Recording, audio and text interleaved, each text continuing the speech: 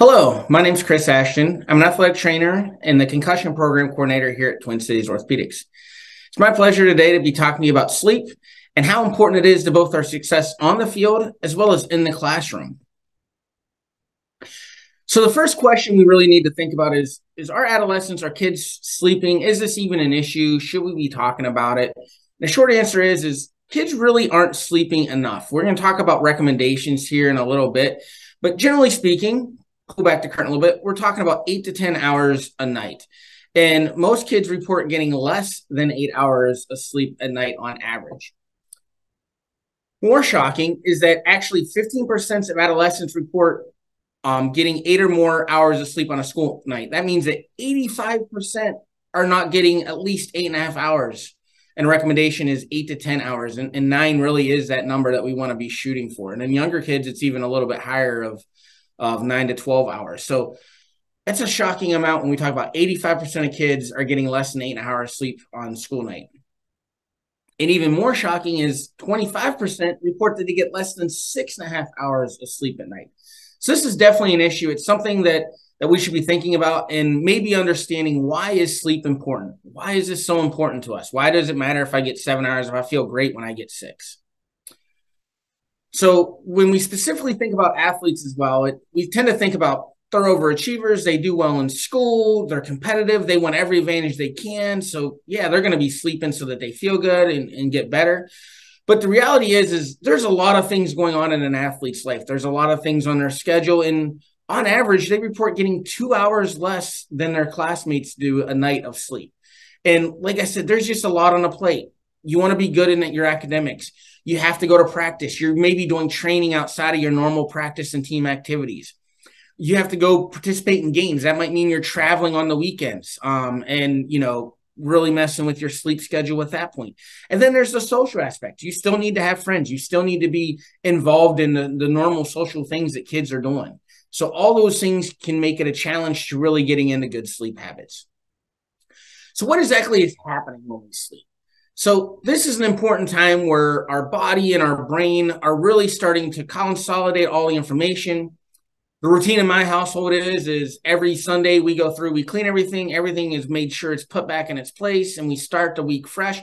And that's really what your body's doing every night when you go to bed. Your body, your brain are putting away everything and getting it all ready to go and be prepared to perform the next day.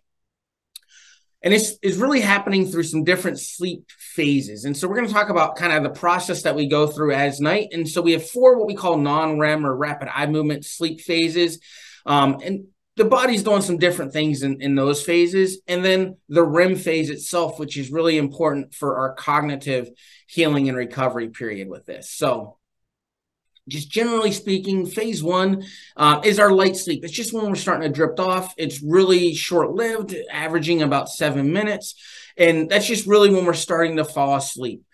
Phase 2 is our light sleep. This is kind of where you're dozing off, and all of a sudden you can get jerked awake by a loud noise or an animal being in a room or somebody closing a door down the hallway. That's kind of that when you're in that light phase, you're just really starting to get your body relaxed and into the state of phase 3 and then phase 4. But we can still be aroused pretty easily. So that's the front half of it. And, we're going to regulate and go in and out of some of these phases throughout the night. And I'll demonstrate that for you here in just a second. So phase 3 and phase 4, we call our deep sleep phase. So this is when a lot of important stuff is going on, and it's when our most restorative sleep is actually happening. And then the final phase is that REM sleep. And this is when we're dreaming. And this is really goes on about 90 minutes after we fall asleep. So you can't cheat the sleep clock and be like, I can get a quick hour here or a quick 30 minutes here and feel like you're really getting all the benefits that we see when we get through all of our phases of sleep. And REM is really when we're getting all of the cognitive benefits of sleep that we like to see. So what is most important? Like I mentioned, 3 and 4 is where we're really getting a lot of that physical development. So those deep sleep phases, we have muscle repair. That's when we're physically growing at our growth plates. We'll talk about the testosterone and growth hormones and how they affect that here in a little while. It improves our immune function, and it really gives us the energy, and that's that restoration to be prepared to go out and perform both in the classroom and on the field the next day. And then, like I said, the rapid eye movement is really that cognitive aspect. Um, Dreaming is a way of our body kind of releasing some emotions, storing some information. So it's an important part of our entire sleep cycle. And this is when you're putting all the things you learned from that day into your long-term memory so you can go back and get it later when you need it.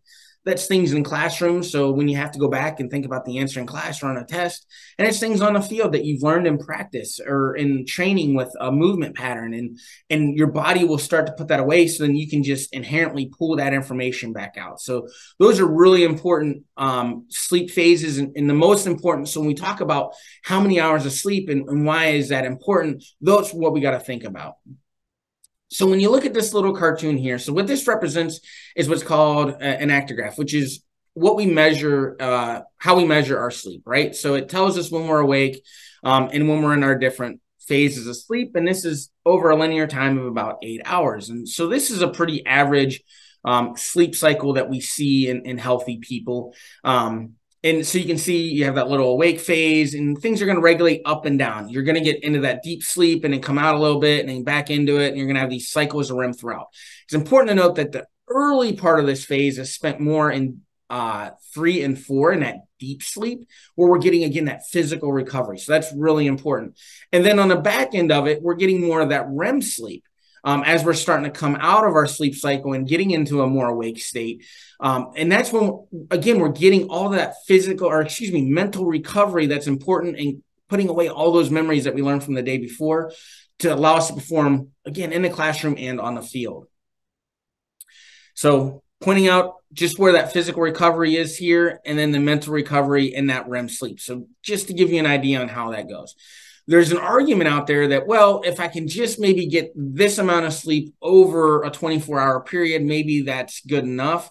And it's really not, because when you look at this, you're not really getting the benefit if you're not getting into those 5, 6, 7, 8 hour sleep patterns. So, a couple of 4-hour cycles, you might be like, well, I got through a full sleep cycle. I actually got up to that stage 1. So I woke up after that. I'm feeling pretty good, but you're really not getting the full benefit of it. So I argue that sleep is not cumulative. You can't piece it together and make up for it. It's something that you have to be dedicated to and really pay attention to. So what are the recommendations? So these are the CDC recommendations. And for this group, we're going to highlight our school age. So up to about 12, we're going to really want more sleep. We're doing a lot of growing in that period of time, especially cognitively. And so that's an important time, and being into that 9 to 12 hour window. You can sleep too much and really throw off your sleep cycle. So trying to stay in the window that's recommended is going to be best. For our teens, so 13 to 18-year-old, probably a lot of this audience, we're really going to get into more of an 8 to 10 hour phase. So 8.5, 9.5 hours are really the wheelhouse that we want to be in when we talk about sleep. And we want that to be consistent. We want to consistently try and have that wake time the same every day and that bedtime the same as every day. And that's going to get us into that window. We're going to talk about sleep efficiency in a while, because you can't always guarantee I'm going to plan for 8 hours. I'm going to get 8 hours. You don't always get that. Another important aspect is, as we move into adulthood, you're going to get more, we're going to get a little bit less sleep, because we're not doing as much growing, right?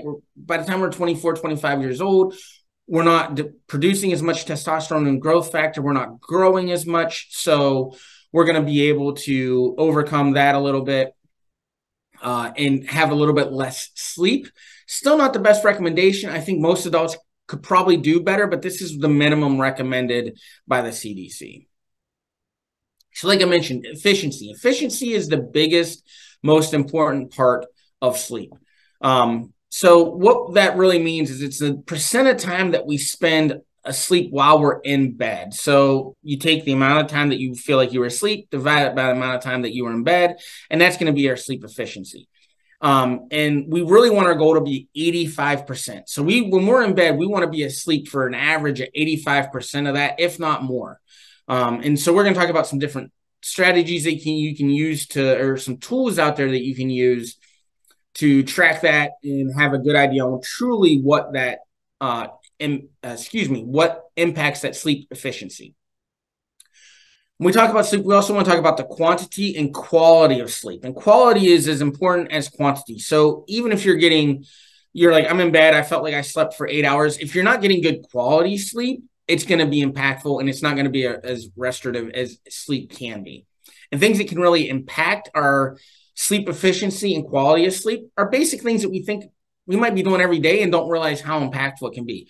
Everybody kind of gets the idea, well, you shouldn't be on your phone before bed. We'll talk about electronics a little bit later on as well. And that's true. There's a lot of things that it can be overstimulating a lot of different ways. So we want to avoid that.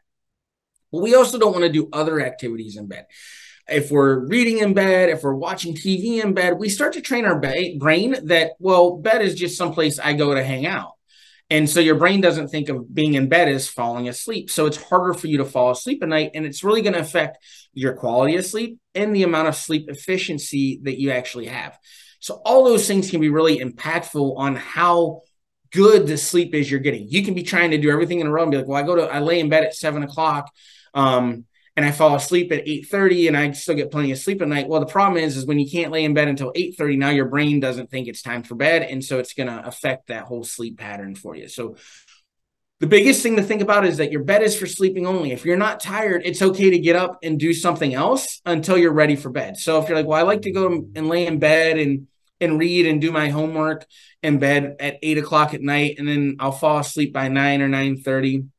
I get that, but, dim the lights, sit at a desk, or in the dining room or the kitchen, dim the lights again and do your work there and start to train your body that when I go up to bed, it's going to be bedtime. So how can you track your sleep efficiency, your sleep quantity, your sleep quality? There's a lot of different technology out there and some really old school basic stuff. You can simply start by doing a sleep log. The most important thing about sleep is having consistent bedtime and consistent wake time. That is going to be the important thing. And wake time is even more important than bedtime, because if we start adjusting our wake time, it affects our circadian rhythm. We'll talk about that here in a minute. So it's about making sure that we're tracking that log and being consistent through the week and on the weekends. So just tracking it, and it's not going to be exact science. Well, it took me 15 minutes to fall asleep last night. It took me 30 minutes. You can make it a little bit more subjective. How hard was it for me to fall asleep last night? Was it a 1 out of 10? Was it a 10 out of 10? Did you feel like you fell asleep right away, or do you feel like it took you a little bit of time? So those are things to think about with that. There's also, iPhone has an app. I did try and look. I'm an iPhone person. I'm not an Android person. I didn't find anything specific with Android, but on the iPhone, the clock app, you can set your bedtime. It'll send you reminders and track kind of how you're doing with bedtime and wake time. And then your health app actually also has built into it, how often are you touching your phone? When are you looking at your phone? So that gives you a little bit more of that sweet sleep quality or quantity aspect as well. Another piece of technology out there is there's a lot of different apps. So you can shop around. You can try and find one that kind of fits your needs. Typically, the way these work is you put the phone actually in the bed, and it'll track how much movement there is in the bed. So it gives you a really good idea on when you're not moving, so you're asleep, as well as the sleep quality of how much time were you in bed and not moving. So you can really figure that out and dial that in pretty good. Just a couple basic recommendations on apps out there: Sleep Score, Sleep Cycle, Sleep Time are all very common ones. But again, you can shop around a little bit and look and see what's best. And then there's this concept of wearable technology. And it can go from everything from an actigraphy watch, which can be a couple $1,000s, to our Fitbits or our Apple Watches. And I have an Apple Watch. It dies too fast. So unless you're specifically wearing it at night, it's kind of hard to use this way. But there are a lot of other good devices out there that are really inexpensive, and that can really help you track your sleep efficiency, your sleep quality, your sleep time, just to make sure if you really want to dial in this and stay on top of it. So those are ways that we can really track our sleep. So switch it up, talk a little bit science here. We're going to start diving deeper into the science, the back half of things. And so we're going to talk about circadian rhythm. So you guys have probably all heard about our circadian rhythm. It's our body's internal 24-hour clock. So it's not just about sleep. It's about how things are going through the day, why we have a little lull in the middle of the afternoon, when's the best time to work out, when's the best time to study. And all these things are important as we go through our day, with how that's impacting our life. Our circadian rhythm can be affected by things like light and temperature. Light is what stimulates our glands to release melatonin. And so that can be affected by light, including artificial light. it's going to naturally change through our lifetime. So our sleep and wake cycle will change a little bit. So it'll become more common for us to want to go to bed a little bit later into our adolescence, sleep in a little bit more, and then shift that a little bit forward as we get a little bit older and go to bed a little bit earlier. My bedtime right now is between 8:30 and 9:30 at night. When I was in college, it was probably closer to 10:30, 11:30 at night. So it doesn't seem like much, but it definitely shifts things a little bit. And then we can also manipulate that. So by changing our bedtime and our wake time, that we can definitely manipulate that. And interestingly, we know to shift it later into the night is a lot easier than shift it earlier. So getting up later in the morning is easier than getting up earlier in the morning. Going to bed later at night is easier than going to bed earlier at night. So what happens is a lot of people do really good through the week, and then they get to the weekend and they change their wake time from something as simple as 6 a.m. to 8 a.m. And that's going to actually change your sleep cycle. And by the time Sunday night rolls around, you're going to have a hard time going to bed at your normal bedtime. So your sleep efficiency is going to be less because you're not going to have good quality sleep. It's going to take longer for you to fall asleep that first night. And it's going to take 3 or 4 days to get back into that normal rhythm. So best practice is to really stay on that sleep cycle 7 days a week as best you can. I know it can be hard, but that's really what you should be striving for. So we mentioned melatonin. It's stimulated by the pineal gland, and it's going to be released through our circadian rhythm at different times, and then shut off at different times. So that way, it's going to regulate our sleep pattern. It's what makes us feel sleepy and really causes us to put to sleep. A lot of people take melatonin supplementation, and you got to be really careful with that, because if you actually take too much, it can be overstimulating by how the body's trying to counteract that a little bit.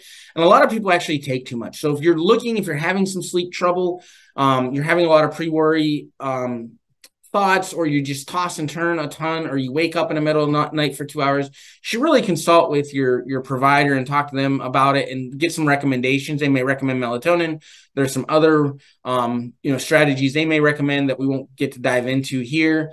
So those are things that you can think about with them and trying to work through that and getting good recommendations on what you can do as far as melatonin.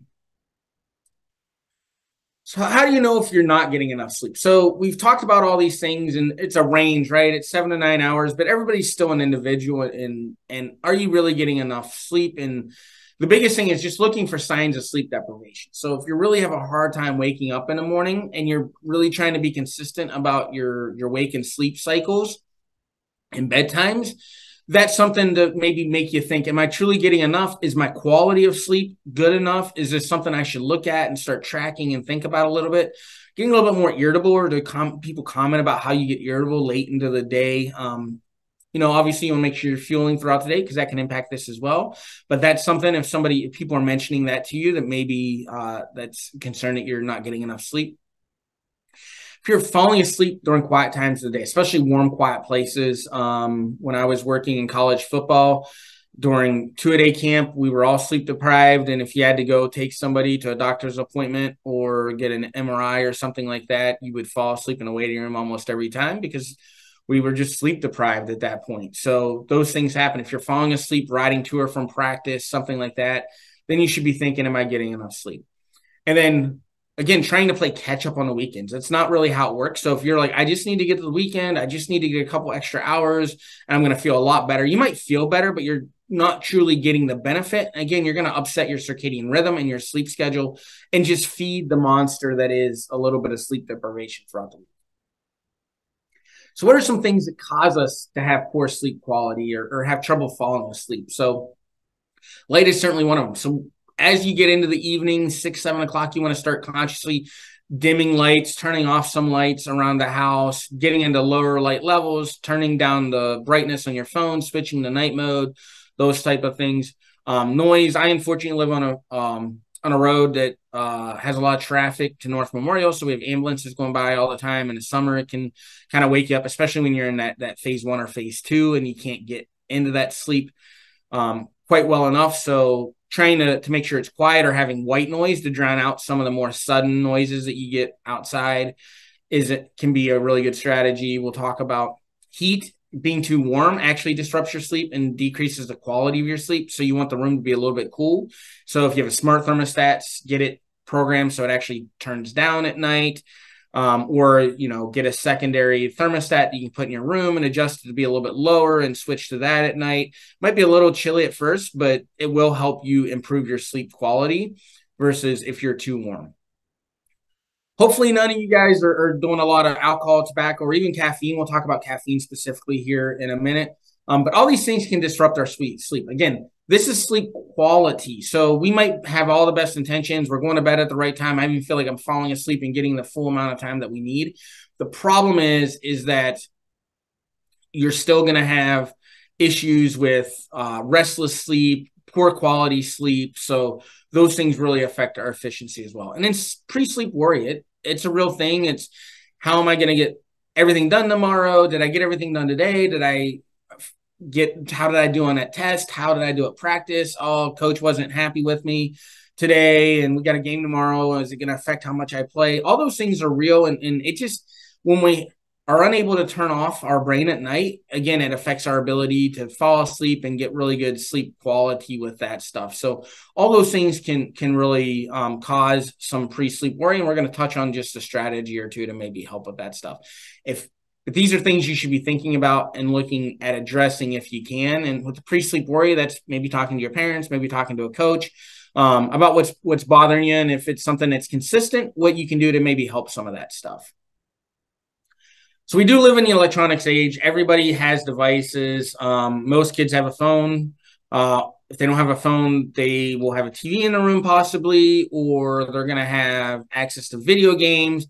And it's not just the light of electronics, it's the stimulation of it. It's the endorphin release that we get when we are playing a video game and we're being successful, when we're watching TikTok and we're watching videos of puppies or kittens or something. All of that is designed to be stimulating and to engage us. And so it's really hard, but trying to be disciplined about when you're putting your phone down, how much time you're spending on your phone is really, really important. And on top of that, not playing video games right before bedtime, not watching scary movies or action films or suspenseful movies or shows before you go to bed, because all those things are stimulating to us.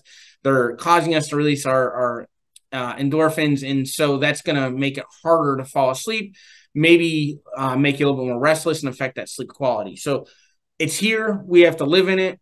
It's a reality, but try and be disciplined about how you're using your electronics and when you're getting off of them before you go to bed at night. So caffeine's another issue that we see. When I was a kid, it was soda. Nowadays, there's so much more out there. Even some sports drinks have caffeine in them, and recovery drinks have caffeine in them. So all these things you have to be mindful of is how much caffeine are you taking in throughout the day? Is this something that you're drinking late in a day? If you are a caffeine user, you want to try and avoid it after about 2 or 3 o'clock. Even if you think you're immune to caffeine, it's still going to give you restless sleep. If you're like, I can still go to bed, your quality of sleep is not going to be as good, even if the quantity is there. So again, that quality is really important and something to think about with that. So we've talked a lot about what is sleep, how does it work? Well, how really does it boost my performance? You're telling me, well, you say that the stuff is happening when I'm asleep, but what's really happening? And so what this does for us is it's really going to protect us against injury and illness. And this goes into a lot of stuff. You've probably heard about the term load management at this point. It's really popular in the NBA. The NBA is going to come up here in a second again. And sports scientists, athletic trainers, physical therapists are really tracking athletes now and looking at things like sleep quantity and quality, looking at how much activity they're doing in a day, are they traveling, and how all these stressors affect our body, and it physiologically affects things. And so we know that when we're not getting enough sleep, it increases our risk of injury. And the data bears that out. You're almost twice as likely to sustain an injury if you didn't get 8 hours of sleep the night before. And this can also contribute in the long term to overtraining and burnout and chronic injury stuff. So things like RED-S, if you've heard of that, or bone stress injuries, tendonitis, shin splints, all those things are actually can be impacted by your quality and quantity of sleep. How does specifically increase our performance.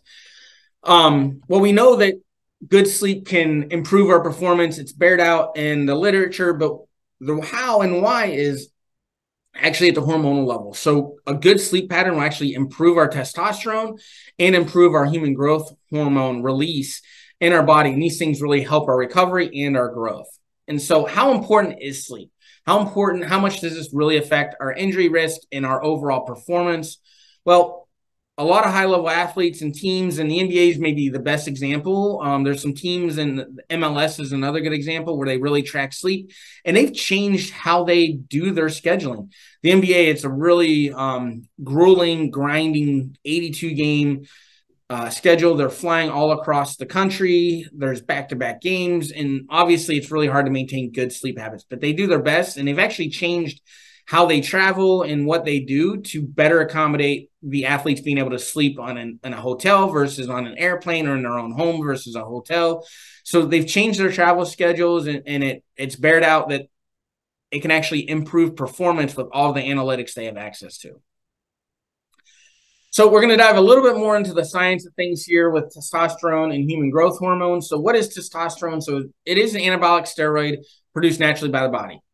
You've probably heard anabolic steroids are bad. That's true. When we are abusing them or using them artificially, they are bad. But when we can harness our own body's production of testosterone and anabolic steroid, it's really, really important for our performance. And sleep can help maximize that. So that's why this is important when it comes to the true physiology of our growth and recovery as a growing athlete. So it's important to note that it is produced both by biological males and biological females. Biological females produce less of the hormone, but it is present in both and does work the same way in both biological females and biological males. So it's responsible for building our muscle mass, it's responsible for building our bone mass, and it's responsible for our overall recovery.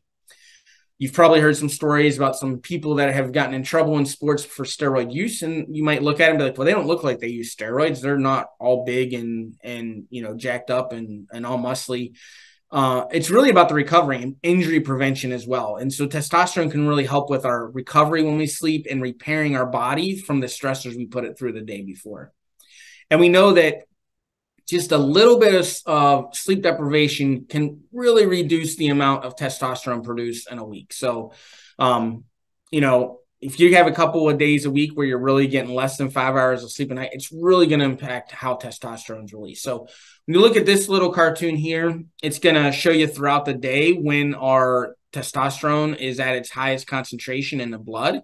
And you can see it really starts to creep back up again. Through the night is probably the longest period of time, and the highest level is towards the morning there. And this is why a lot of teams are starting to shift things a little bit. And this is adjusted as you, shift your circadian rhythm a little bit as well, but it's stimulated by light, it's stimulated by sleep. And you can see here, the dark line is somebody who's been well rested, and the dotted line is somebody that's had some partial sleep issues. And you can just see the difference in that and why sleep is so important and how it affects testosterone release. So what's human growth hormone? So it's going to stimulate growth in children and adolescents. When I say stimulate growth, it actually causes you, when you sleep, to grow at your growth plate. So this is where you are legitimately just growing. And along with that, it's going to help muscle development and growth. It's going to be responsible for tissue regeneration and repair. So again, all the stressors you put your body through the day before with practice and whatnot, this is where you're getting all that repair done. It's going to help maintain proper blood sugar. Blood sugar makes us metabolize everything well. It gives us energy. It lets us break down carbohydrates, which gives us our energy for performance. So this helps maintain a really healthy blood glucose level, So that's really important. And it's secreted by the pituitary gland during those deep sleep phases. So when we look at this, and again, we have that sleep graph up top, as we're going through the night here, this is really at the front end of the night. So testosterone was more at the back end of the night. Growth hormone is going to be more at the front end of the night, where we're really getting that spike. And that's where we're going to get that opportunity to get that growth and that physical development through there. So those are things that how it really impacts our physical development specifically through those two hormones. And sleep can really impact when those are being released and how much is being released. And you start showing these studies to professional athletes, to special operations people, and they start realizing how important this is and how much you need to make it a priority, even though you still have all those other things pulling at you. You got school, you got social, you got practice, all those things. I get it. It's hard, but trying to be consistent with your sleep and wake time is going to be really, really important. It's going to help you overall, both on the field and in the classroom. So some basic things that we can do here is going to be really important, is going to be having that consistent wake and sleep time. We want to avoid eating late at night if we can. That's, again, going to stimulate some metabolism, spike our glucose a little bit. So, trying to eat earlier in the day is going to really help us improve our sleep quality at night. We definitely want to avoid certain drinks close to bedtime. The most important is caffeine, but also carbonated beverages, citrus juices. These can cause some gastric distress, upset stomach, which can, again, affect our sleep quality. So that's important. Exercising, you want to be done with your exercises ideally more than 3 hours before bedtime. I know that's probably the most ludicrous thing I could possibly ever ask of you, because you don't have control over that. I understand it. There's some things you can control. There's some things you can't. And so it's just about trying to control the pieces you can. The reason that's important is we need time for our body to get out of that fight or flight or sympathetic response more into our parasympathetic response, which is going to let us get into our sleep cycle really well. We want to manipulate light. So like I said, before bedtime, you want to be able to turn low light on. You want to start turning down the lights throughout your house as the sun starts to go down. That's going to help you fall asleep and really start to shut down at night. And then conversely, in the morning, you want to turn the lights on. You want to get up. You want to turn that light on right away. You want bright light, because that's going to start stimulating your body and start getting you out of that sleep cycle into your wake cycle, help your circadian rhythm along through that 24-hour cycle and get you ready to go perform in the classroom, go attack your day if you have early morning game or practice, and just be ready to go. Make sure it's already, but trying to avoid stimulating video games or movies before bed. It's suspenseful stuff. Right now, watching The Last of Us, great show. If you're not watching it, highly recommend it. But it's on Sunday nights. It's really suspenseful, and so you start thinking about things, and it affects your ability to kind of unwind and fall asleep. So just trying to have good discipline about what you're doing. Obviously, you're going to play video games with your friends. You're going to go to movies. That's okay. Just trying to minimize it and be mindful of how it can impact your sleep. Big thing is really setting a boundary on electronics in bed. Again, bed is for sleep. So trying to avoid doing things in bed that aren't related to sleep is really, really important. But more importantly, is trying to minimize being on electronic devices in bed. The light's going to be stimulating. You're going to get that stimulation from whatever you're on, get that endorphins release, and it's going to make it hard to fall asleep. It's going to affect your sleep quality. So being really disciplined, saying an hour before bedtime, I'm just going to be off my electronics, can be really, really helpful. Napping is a little bit of a trap. It's okay to nap, but you want to keep it between 20 to 30 minutes. If you start getting into your deep sleep and your REM sleep, it will really throw off your sleep schedule without getting the full benefit that you get through those normal cycles that we demonstrated earlier in this presentation. So really trying to avoid long naps throughout the day will be helpful and not impact your overall sleep schedule and not keep you up at night because you're not ready to go to bed. Another aspect, especially if you're having some pre-worry thoughts before sleep, is using mindfulness or meditation apps before bed, breathing techniques. Those type of things can be really helpful to turn off the body, calm things down, and just get you into a good sleep readiness. And that'll help you fall asleep, improve your sleep quality. So that's a nice little strategy that you can do. There's lots of apps out there. There are professionals in psychology that have some really good techniques with that stuff as well. There's some really good sports psychologists around town. And then the last thing here is trying to keep your room dark at night. Like I said, getting the lights off at night, but then opening everything up in the morning, getting the sunlight in, getting the lights on.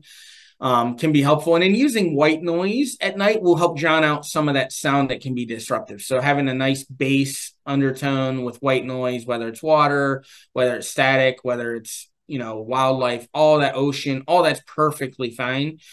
Just more of that white noise, which can be more calming and really help your sleep quality. So hopefully this information was good for you all.